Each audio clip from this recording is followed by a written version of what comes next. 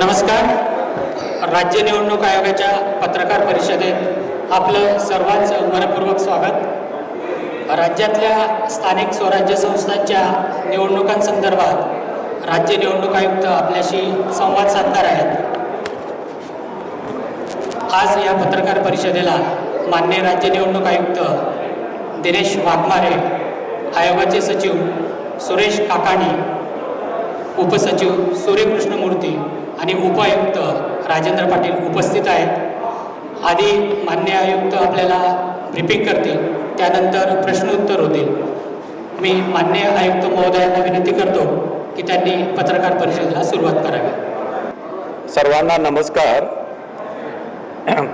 सर्व सन्माननीय वृत्तपत्र व वृत्तवाहिन्यांचे संपादक व आपल्याला माहितीच आहे की माननीय उच्च न्यायालयाने आदेशाद्वारे 31 जानेवारी 2026 पूर्वी स्थानिक स्वराज्य संस्थेच्या सर्व मुदत संपलेल्या स्थानिक स्वराज्य संस्थेच्या सर्व निवडणुका घेण्याबाबत निर्देश दिलेले आहेत आणि या दृष्टीने स्थानिक स्वराज्य संस्थेच्या या निवडणुकीच्या दृष्टीने आपल्याशी संवाद साधावा आणि आपल्या माध्यमाने मतदार, उमेदवार, राजकीय पक्ष व इतर सर्व संबंधितांपर्यंत हा संदेश पोहोचण्यासाठी आज आम्ही राज्य निवडणूक आयोगामार्फत ही पत्रकार परिषद आयोजित केलेली आहे.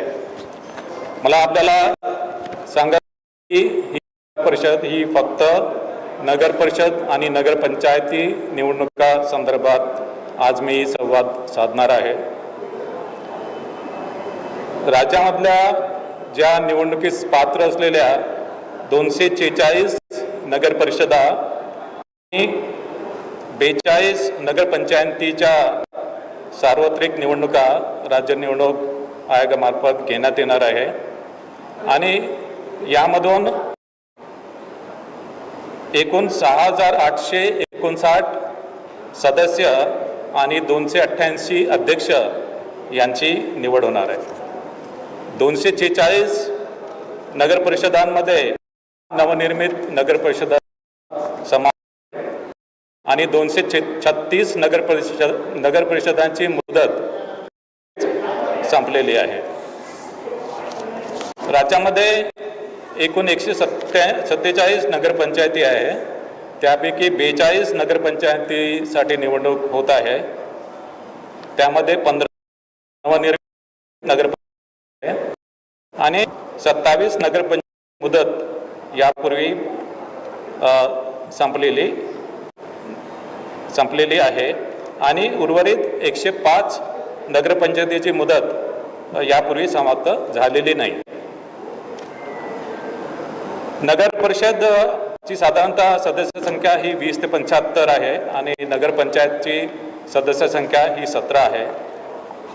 नगर परिषदेची निवडणूक ही बहुसदस्यीय पद्धतीप्रमाणे आहे आणि साधारणतः एका प्रभागामध्ये सर्वसाधारणपणे 2 जागा नगर परिषदेमध्ये असतात.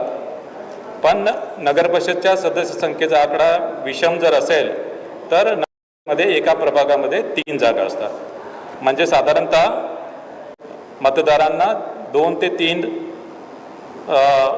सदस्यांसाठी वोटिंग करावं लागेल. याशिवाय नगर परिषदेचा एक अध्यक्ष आहे, यासाठी सुद्धा मतदान करावं. नगरपंचायतमध्ये आपल्याला माहीत आहे की फक्त एक सदस्य असतो आणि एक अध्यक्ष. त्याच्यामुळे तिथे मतदारांना नगरपंचायतीसाठी 2 मतं द्यावे लागते. नामनिर्देशन हे पूर्णपणे राज्य निवडणूक आयोगाने जे संकेतस्थळ विकसित केलेले आहे त्या संकेतस्थळावर ऑनलाईन नामनिर्देशन पत्र स्वीकारले जातील आणि एका प्रभागामध्ये एका उमेदवाराला जास्त नामपत्र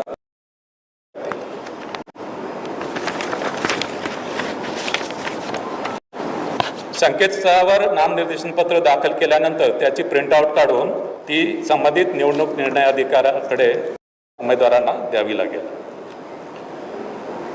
नामनिर्देशन पत्रासोबत जात वैधता प्रमाणपत्र देणे आवश्यक आहे.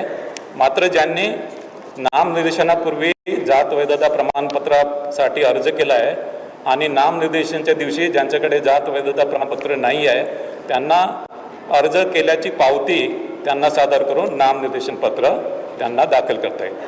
मात्र असा उमेदवार फायनली अंतिमतः निवडून जर आला तर त्याला 6 महिन्याच्या आतमध्ये वैधता प्रमाणपत्र देणे हे बंधनकारक राहील.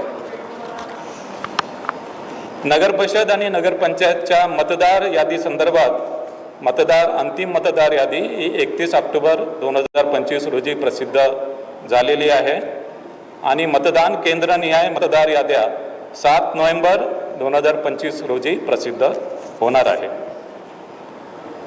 नगर परिषद आणि नगरपंचायत निवडणुकीसाठी एकूण 1,07,03,500 इतके मतदार आहे आणि त्यासाठी एकूण 13,355 मतदान केंद्रांची व्यवस्था करण्यात आलेली आहे. यासाठी पुरेशी इलेक्ट्रॉनिक वोटिंग मशीनची व्यवस्था करण्यात आलेली आहे.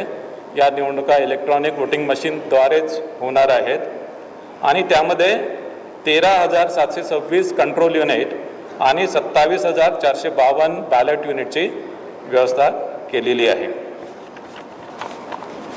उमेदवारांसाठी जी खर्च मर्यादा आहे ती खर्च मर्यादा वाढवण्यात आलेली आहे. अ वर्ग नगर परिषदेसाठी अध्यक्ष पदासाठी 15 लाख, सदस्य पदासाठी 5 लाख, ब वर्ग नगर परिषदेसाठी अध्यक्ष पदासाठी 11,25,000, सदस्य पदासाठी 3,50,000, क वर्ग नगर परिषदेसाठी अध्यक्ष पदासाठी 7,50,000, सदस्य पदासाठी 2,50,000, नगरपंचायतीसाठी अध्यक्षपदासाठी 1 लाख आणि सदस्य पदासाठी 2,25,000 अशी खर्चाची मर्यादा आहे.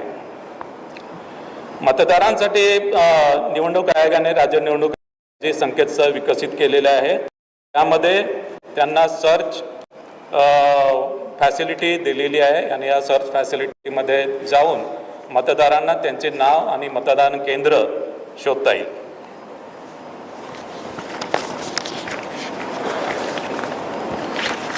याशिवाय मतदारांच्या सोयीसाठी एक नवीन मोबाईल ॲपसुद्धा आम्ही विकसित केलेले आहे. या मोबाईल ॲपच्या मदतीने मतदारांना त्यांच्या मतदार यादीमधील नाव शोधता येईल.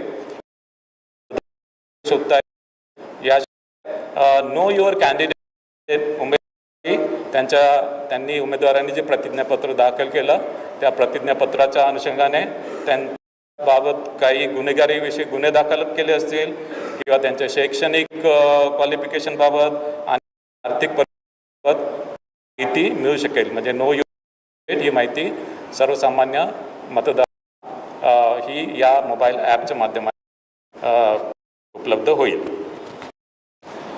मतदार यादीच्या बाबतीत जे संभाव्य दुबार नावाबाबत राज्य निवडणूक आयोगाने पूर्ण दक्षता घेतलेली आहे.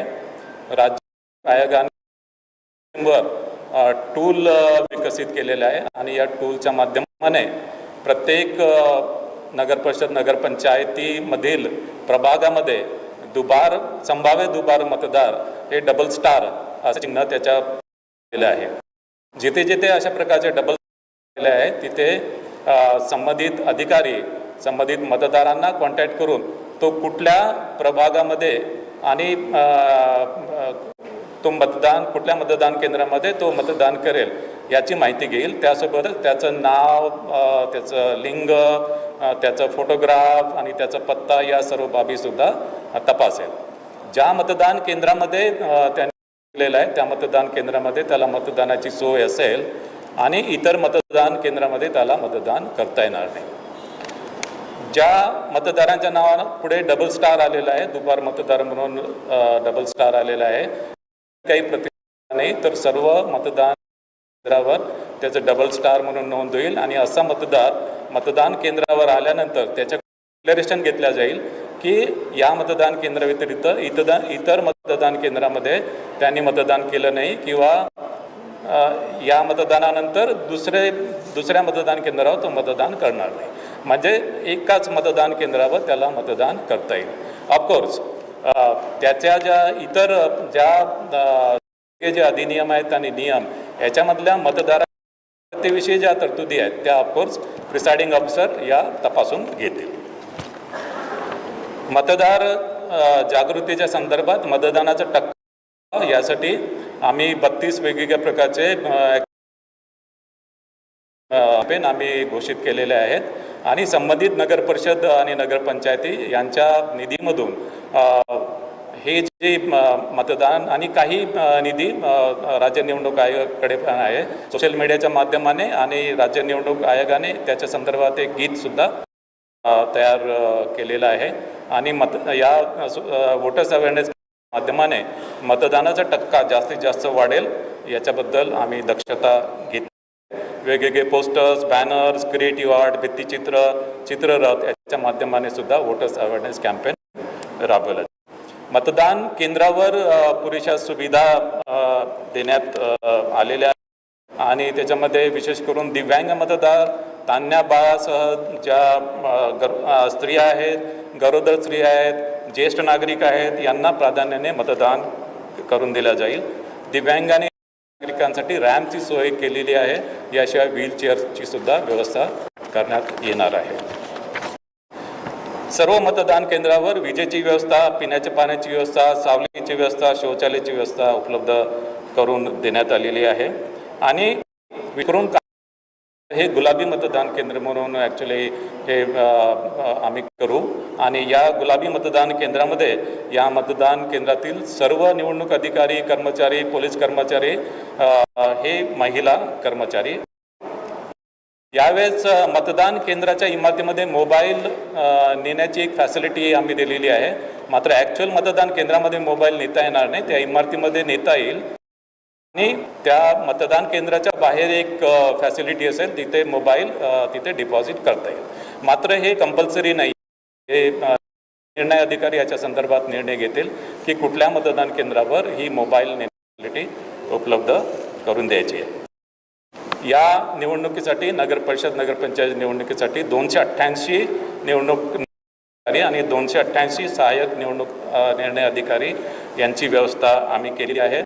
यासाठी एकूण पोलिंग स्टाफ 66,775 निवडणूक अधिकारी कर्मचाऱ्यांची व्यवस्था आम्ही केलेली आहे. यामध्ये एकूण पुरुष मतदार हे 53,79,901, महिला मतदार 53,20,870 असतील आणि इतर मतदार म्हणजे याच्यामध्ये ट्रान्सजेंडर येतात ते 750 मतदार असतील. अशा अनुषंगाने एकूण मतदार 1,07,03,500 असतील. 13,355 मतदान केंद्राच्या माध्यमातून एकूण 246 नगर परिषदेची निवडणूक होत आहे. 42 नगरपंचायत आहेत. 88 अध्यक्षपद आहेत. एकूण प्रभाग 3,820 एक संख्या 859 आहे. त्यापैकी महिलांसाठी 3,492 प्रभाग आरक्षित आहे. अनुसूचित 895 जागा आहेत. त्यापैकी 498 महिलांसाठी आरक्षित आहे. अनुसूचित जमातीसाठी 338 सदस्य पद आहेत. त्यापैकी 187 महिला असतील. नागरिकांच्या मागासवर्ग प्रवर्गासाठी 1,821 जागा आहेत. त्यापैकी 1,005 महिला असतील आणि सर्वसाधारण 3,805 जागा असतील. त्यापैकी 1,802 महिला असतील. आता विभाग किती नगर परिषद नगरपंचायतीच्या निवडणूक होत्या हे मी घोषित करतोय. कोकण 27, विभाग 49, पुणे 60, छत्रपती संभाजीनगर विभाग 52, अमरावती विभाग 45 आणि नागपूर विभाग 55. हा निवडणूक कार्यक्रम जाहीर झाल्यापासून संबंधित नगर परिषद नगरपंचायतीच्या कार्यक्षेत्रामध्ये आचारसंहिता लागू करण्यात आहे आणि ही आचारसंहिता जरी नगर परिषद नगरपंचायतीच्या कार्यक्षेत्रात लागू असेल तरी अन्य ठिकाणी देखील काही कार्यक्रम किंवा काही निर्णय झाले आणि ते नगर परिषद नगरपंचायतीच्या मतदारांवर परिणाम करत असतील तर त्याला सुद्धा आचारसंहिता त्याला लागू होईल. मात्र नैसर्गिक आपत्तीबाबत काही उपाययोजना किंवा मदत द्यायची असेल त्याला आचारसंहितेची आडकाठी राहणार नाही. आचारसंहिता आणि कायदा सुव्यवस्था संदर्भात आजच राज्य निवडणूक आयोगाने 2 आदेश जारी केलेले आहेत. आता मी नगर परिषद नगरपंचायत यांचा प्रत्यक्ष निवडणूक कार्यक्रम जाहीर करत आहे. नामनिर्देशन पत्र दाखल करण्यास सुरुवात 10 नोव्हेंबर 2025.